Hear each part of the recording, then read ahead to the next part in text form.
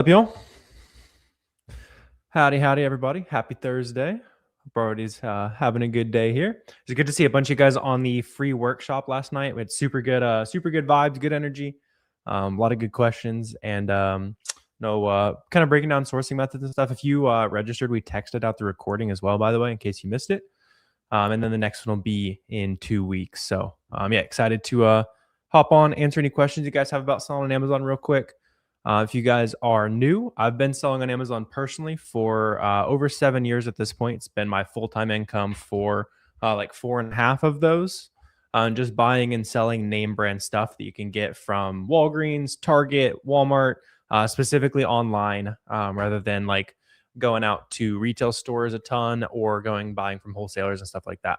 But yeah, let me know what questions you guys have as we're popping on in here.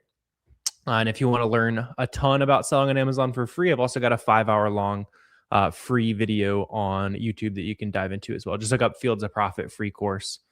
Live this time every Thursday as well. If you want to come pop in and ask any questions. What's up, Lewis? Said, yes, sir. I did study economics. All the good the college degree is these days. I technically did study it. Yep. Let's see. Did you do the same? Is that why you're hyping that up? Let's see. Seems hard to get ungated with Amazon. How do you go about that? So the nice part is it's easier than it's been in a long time because of the new Boxem feature. So you can literally just go into Boxem, go to bulk ungate, and then click suggested ASINs, and then you'll get ungated in like 50 to 100 brands for free. That's like super easy, like low hanging fruit, something that was not really possible until recently.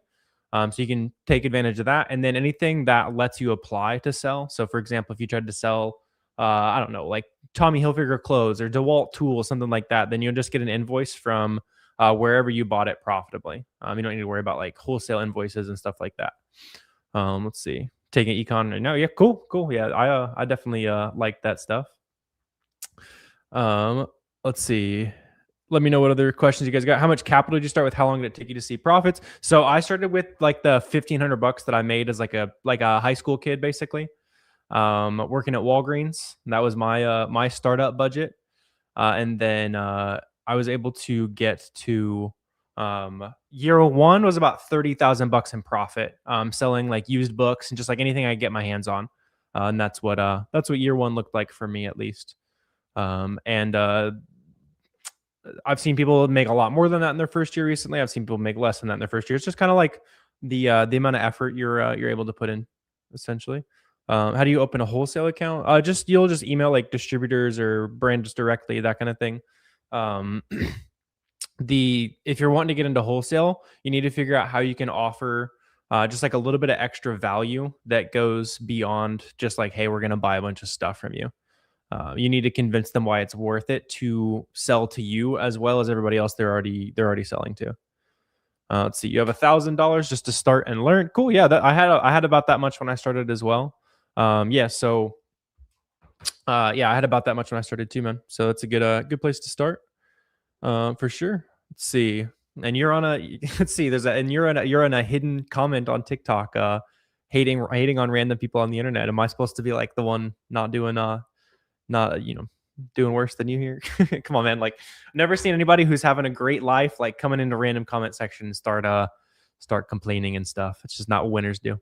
Let's see. Do you really get sales if you're not in the buy box? Yeah. So you definitely can on items that are suppressed.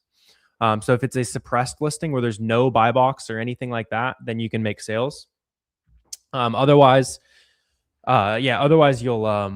you'll need to win the buy box, which you can do by making sure your price and shipping speed is equal to everyone else. Interesting, Avery. What's up, man? Let's see. We'll be going live next week to talk a little bit more about it. But for those of you guys that want to come to like an Amazon event here in the near future, I'll be at Miami Sellers Conference in May, by the way. Avery's in the YouTube chat right now talking about the conference and stuff. Let's see. You need coaching. So I just do it all for free on YouTube, man. So you can just look up Fields of Profit on YouTube. I don't do really like one-on-one calls or anything like that. Just focused on helping as many people as possible and building good software. Let's see. How much have you actually made after your Amazon fees? Yeah, so usually your gross profit as a seller, if you can be around like 20% gross profit, anywhere from 15 to 20% gross profit with online arbitrage specifically, and that's pretty standard. Or you want to be after your like net expenses, you want to try to be above 10%. If you're doing like high volume wholesale, I know some people that are in like single digit margins. For me, I hire people to like source, ship, manage everything, stuff like that. So that obviously cuts into my margins. I'm shooting for 10% net margins, um, so that I can spend 30-ish minutes a day running my business, and focus on some other tasks. Actually enjoying life, stuff like that. Obviously, you could work harder and do more things yourself and have higher profit margins. It's just like whatever is interesting in the business to you. Let's see. Does Boxem have an affiliate program? Yeah, so we share 30% commissions. So you can get that for life. You can just look up Boxem affiliate program. Lots of people have been crushing it lately. Let's see. Teacher got confused when you randomly mentioned the buy box going up and down.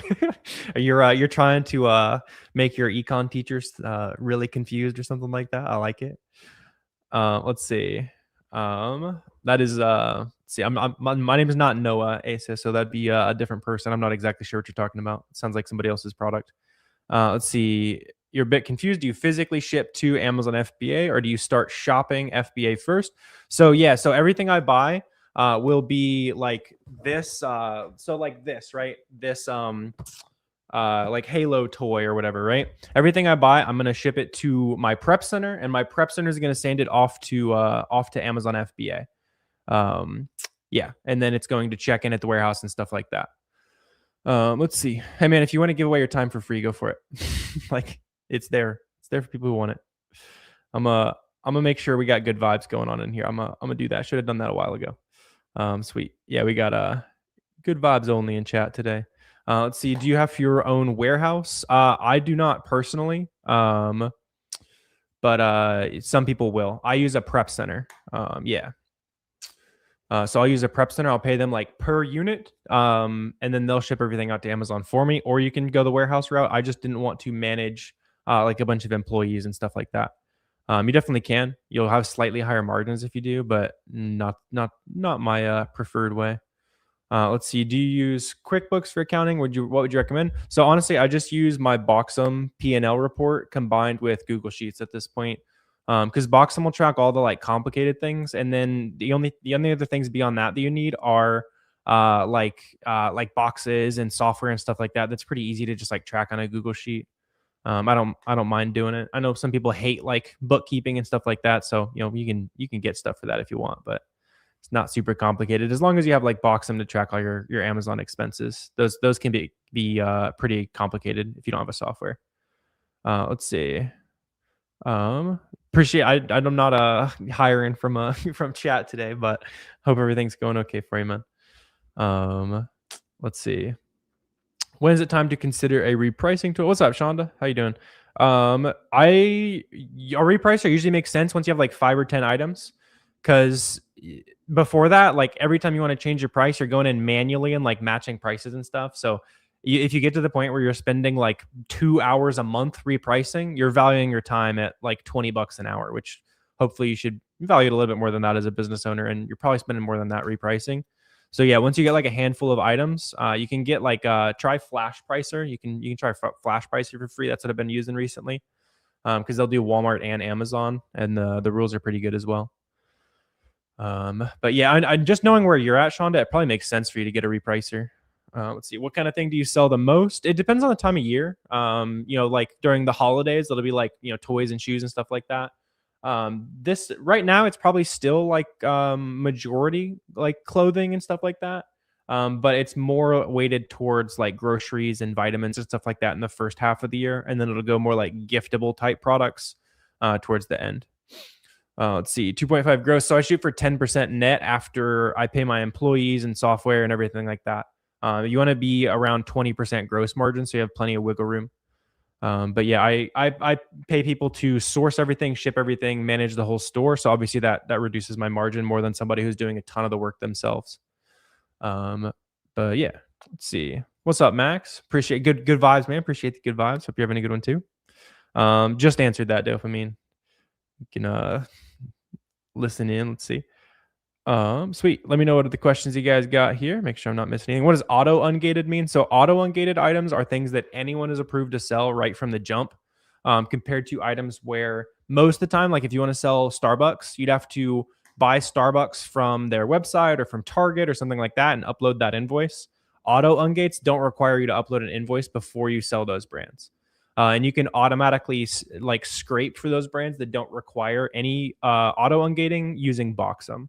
So like kind of the first step when you're getting started as an Amazon seller, if you want to make it a lot simpler, you can just go into Boxem, make that list of things that you're auto ungated to sell, and then start storefront stalking those brands. And if those words sound like rocket science, there's a free course up in my profile, or you can just dive in on YouTube. If you look up Fields of Profit on YouTube, that'll be the way to go as well. Let's see. How do you start? Yeah. So if you just like kind of do what I was just breaking down there. So get auto ungated on Boxem. Learn how to source, like do the basics of sourcing on the Fields of Profit YouTube channel, and then like set a goal for yourself to spend $50 on inventory or $100, whatever is just like a reasonable, like nice starter amount for your like startup budget, basically. Don't spend all the money you have like right from the jump. You want to kind of ease yourself into it. Otherwise, you're gonna buy a ton of one product right away, and you just maybe make a mistake that you'd realize was a mistake a week later. Just kind of buy as many different things as possible. Get 1 unit here, 3 units here. Learn the basics, and then you'll realize like what's working well and what's not. Let's see. Aside from Keepa, SellerAmp, and Boxem, are there any tools, specifically AI, that are useful for new Amazon sellers? So like I'll use a little bit of like Gemini or whatever, just like standard like the AI models, but the Boxem AI is specifically for Amazon sellers. That I use that one a good amount as well.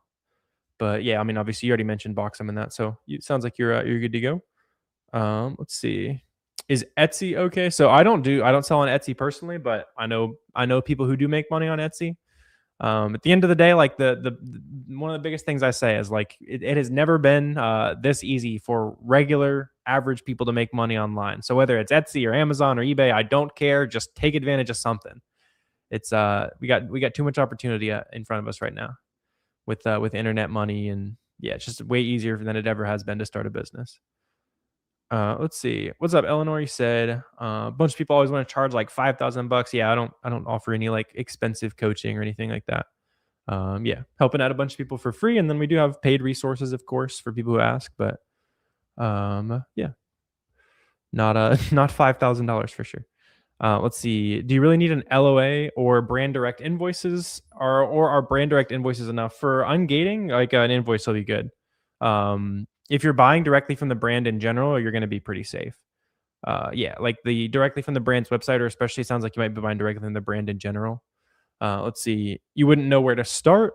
Yeah. So like the easiest concept to think about is if I want to compete with other people who are reselling on Amazon, what products are other resellers selling? The easiest example of that is products that are only sold at other retail stores, right? So that's going to be Great Value. That's going to be Target's Up and Up, like things like that, right? So if you go to those listings on Amazon, then you have huge lists of other resellers who buy from retail stores, and then you reverse source off of that. You try to reverse engineer those products. That's like the super basic like concept that'll help you find like those first products.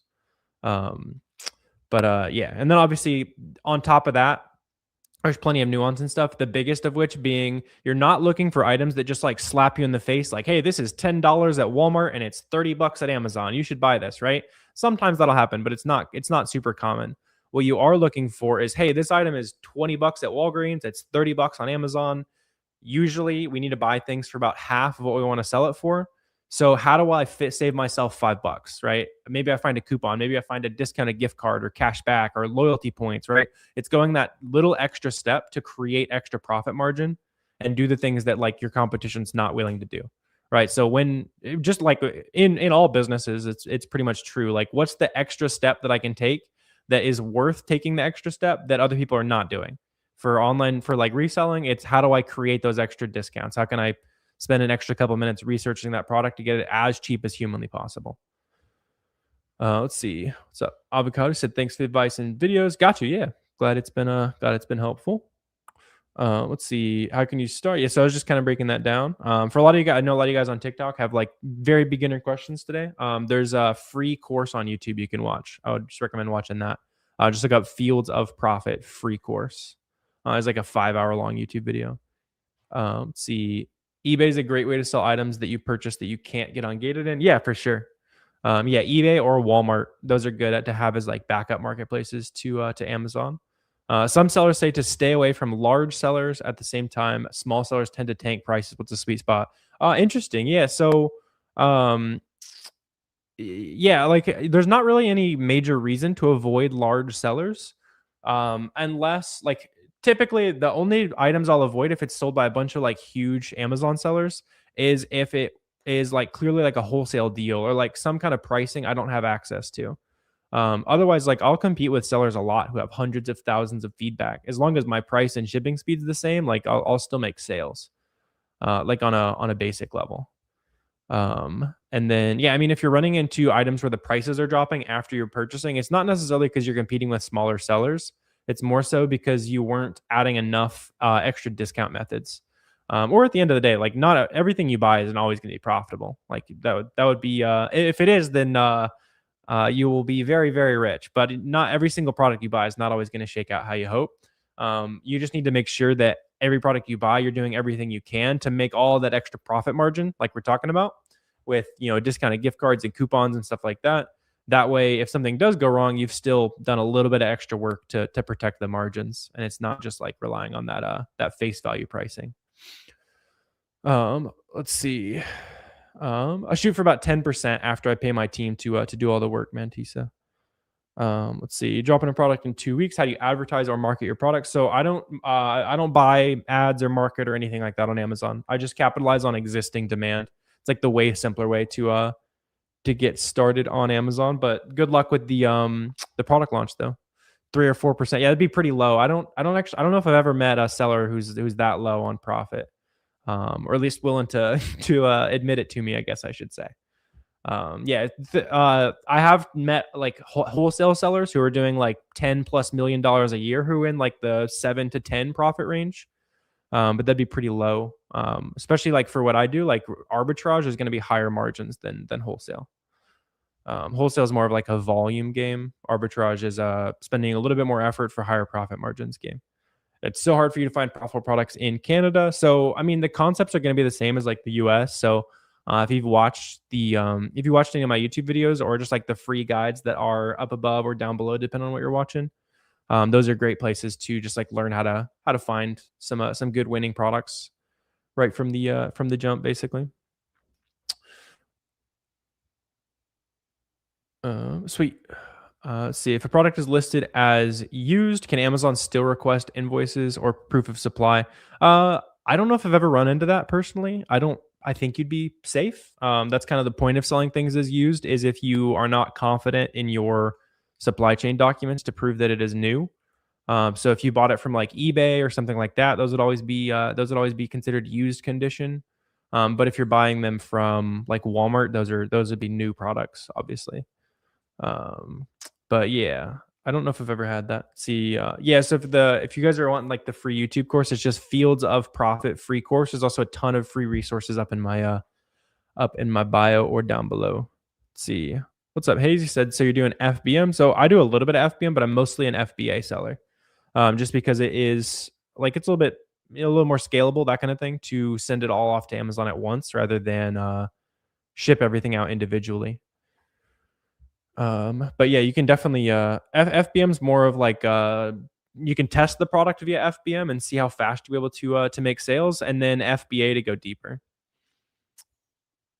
Let's see. Do you need to ask brands to sell their products? So not necessarily. You do need to do your due diligence to make sure you're actually allowed to sell the brands from like a account health perspective. And that would just be making sure that the listings in that brand have plenty of like resellers on them. So that would be lots of listings with 3 or more sellers. I'm also going to make sure that brand is not listing that product themselves on Amazon. And I'm also going to make sure that there's never been, like, you can look at the history, like you can see the entire history of an item on the SellerAmp chart. And if I ever see a bunch of people like fell off all at once, where like the brand kicked people off, I would avoid that product as well. But Just like a couple like simple checks you'll do to make sure the brand that you want to sell is safe. Let's see. If you have brand direct invoices, are you safe for supply chain authenticity? Yeah, if you're buying directly from the brand, you're good. Yeah, for sure. Let's see. Feel like I was stuck at 2.5 for a while. Why didn't you scale more? So I mean, I could. I just have to like hire more employees and stuff like that. I just like the scale my business is at right now. Um, Definitely could, but yeah, I just like the business where it's at.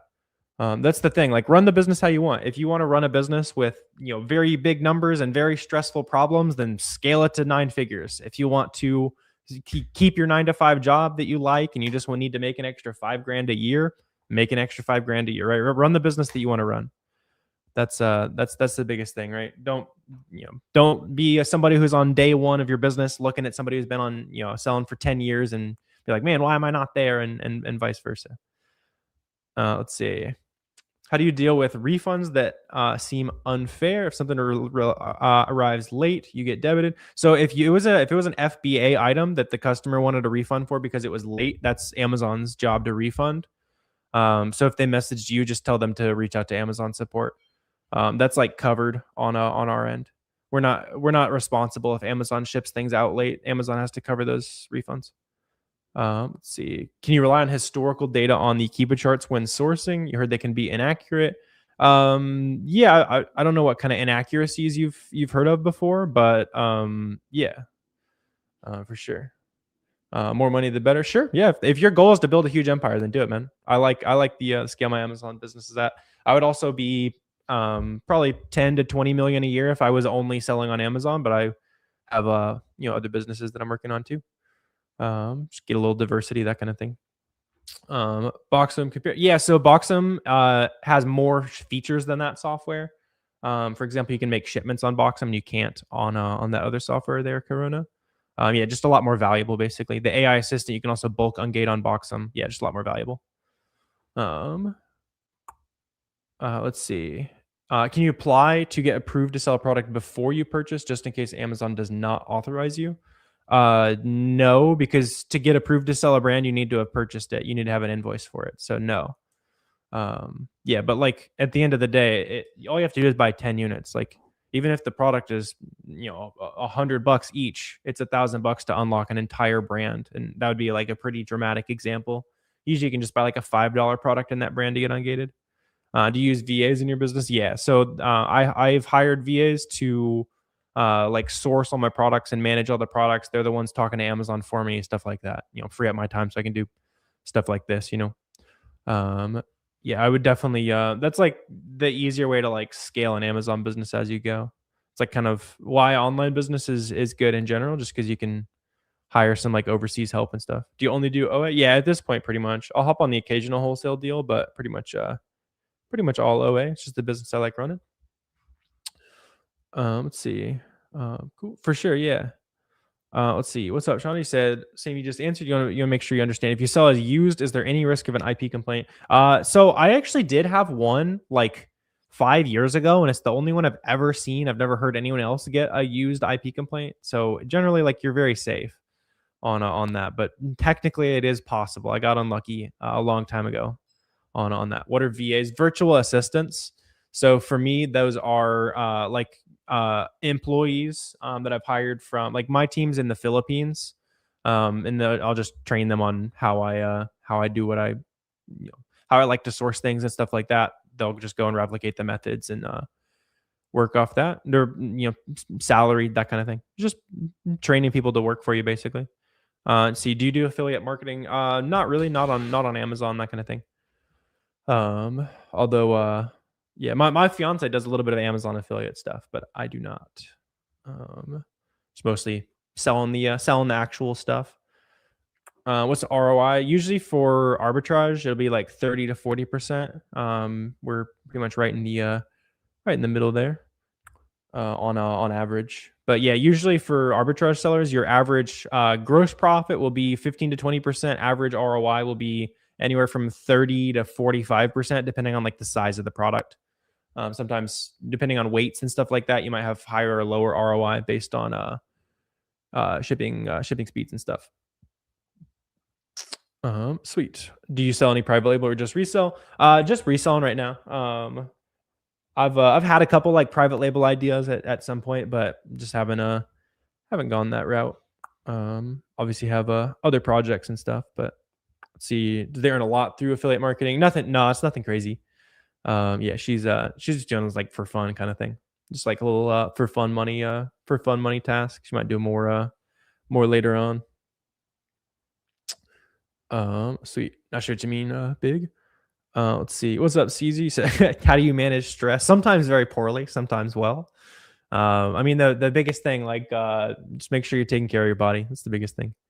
Learned that the hard way. Went all in on making money and stuff, and easy to neglect the health as you scale. So just make sure you get your walk, get outside, that kind of thing. It's equally as important as making sure your bank account's taken care of. Let's see. How hard is ungating? I mean, you can press auto ungate on Boxem, and you'll get approved to sell like 50 to 100 brands with a click. And then anything else that you want to sell, you'll get an invoice from wherever you bought that profitably. Now, keep in mind when you are submitting invoices, it's normal to get declined. So you usually have to submit like 5 or 10 times on average. It's just like the reps are just like not doing their jobs recently. So that can be frustrating, but beyond that, like it's not difficult to get ungated. Let's see. You're an Amazon affiliate and need some advice. So I don't really do Amazon affiliates. So that'd be out of my wheelhouse. I physically buy, own the products, and sell those to customers. Do you source mainly locally or online? It's pretty much all online. Yeah. So the main workflow. So like the average day in my Amazon business, overnight my time, my employees in the Philippines are sourcing products, usually anywhere from $3,000 to $10,000 worth of inventory, depending on how many sales are going on that day. My manager, who's also a virtual assistant, will review those products. He'll send the list of everything we need to buy, how much to buy, what coupons to use off to my buyer. My buyer's just like a friend here in the US who logs in. They're paid hourly. They buy everything for my Amazon business. And then they ship everything off to my prep center. And then the prep center receives everything and sends that off to Amazon FBA. When those products get to Amazon FBA, they ship out to the customers as they sell. So kind of built it in a way that doesn't require so much of my time, and I don't have to like touch products and that kind of thing. Do you have brand direct deals? Not at the moment. I've done some brand direct in the past, but yeah, just more so just flipping some stuff right now.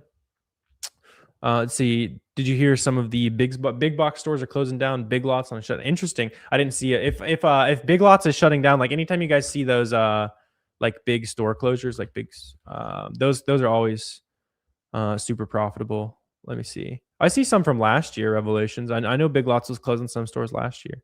If you see one near you that like is honestly like any retail store, if they're closing near you, there's going to be a bunch of clearance, and that clearance is usually like super well priced for flipping some of that stuff on Amazon.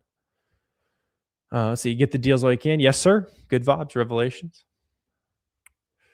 Let's see.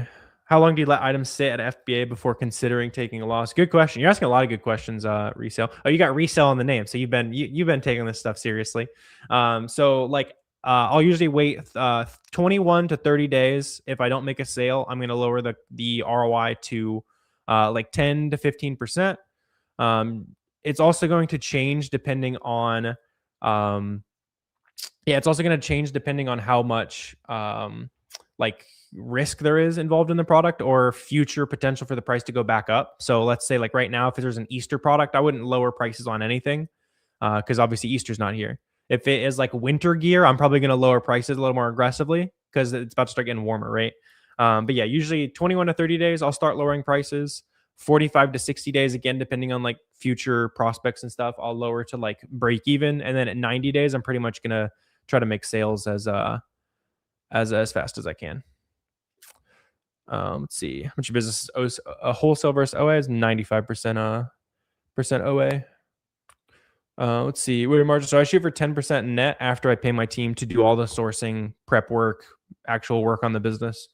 You want to be like 20% gross margin, 20 to 25% gross margin, so you can afford to do that if you want to like turn it into a real business, pull yourself out of the business kind of thing. Sweet. it's probably a good place to go ahead and wrap for the day. In case you guys are new to the streams and stuff, I'm live this time every week for Boxem office hours. You can hit this little bell and subscribe on YouTube, or if you guys are on TikTok, go subscribe on YouTube and come pop in and ask questions and stuff. Fields of Profit free course to learn a ton of the basics. It's like a 5-hour long video. It'll teach you everything. And I will see you guys again very soon. Let me know in like comments and stuff if you guys have any other questions as well. And awesome. Appreciate you guys tuning in today. You guys have a good rest of your day, and I will see you next time.